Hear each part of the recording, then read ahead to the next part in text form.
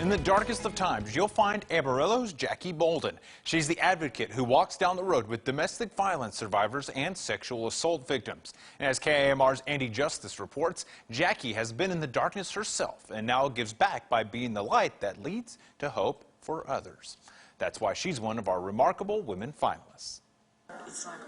Jackie Bolden has spent the last 11 years here at Family Support Services. Her co-workers will tell you they couldn't do it without her. She is the same with everyone and just brings that dignity and hope to people. Remarkable. Yeah, she is remarkable, incredibly remarkable. We're all very happy to be in her presence because she is just, her passion is contagious.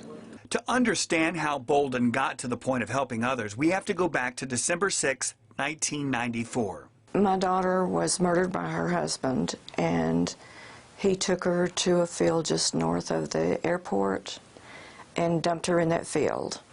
And her body was not found until April of '95. The husband was brought to justice and is currently in prison in the Clements unit, but it was a process that took 7 years. And then after that 7 years, I was ready to go out and do something else with my life. Bolden left behind a successful career in the banking business to become the voice for her daughter. So I started by speaking out, and then that generated me getting interested in the field and going to school and taking classes and going to conferences using my vacation time.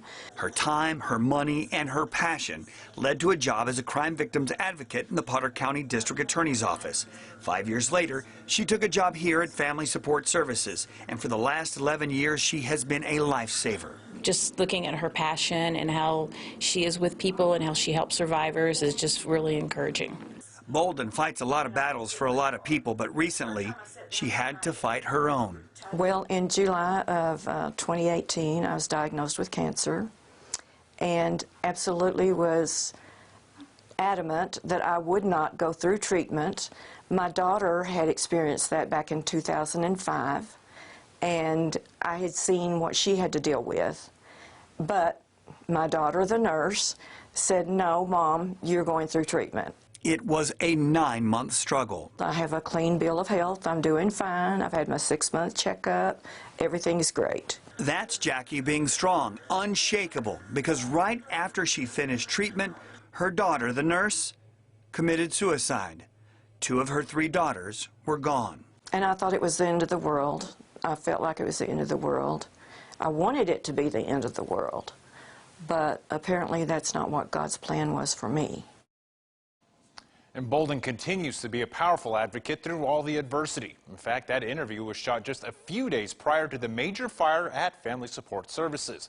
She lost everything in her office, including all the pictures of her family that we used in the story. Andy Justice sat down with Bolden to talk about her first book, Just Another Missing Person. It's about to be re-released on Amazon. She also talks about another book that's in the works. You can also read her nomination letter. That digital content can be found over on our website at myhighplains.com.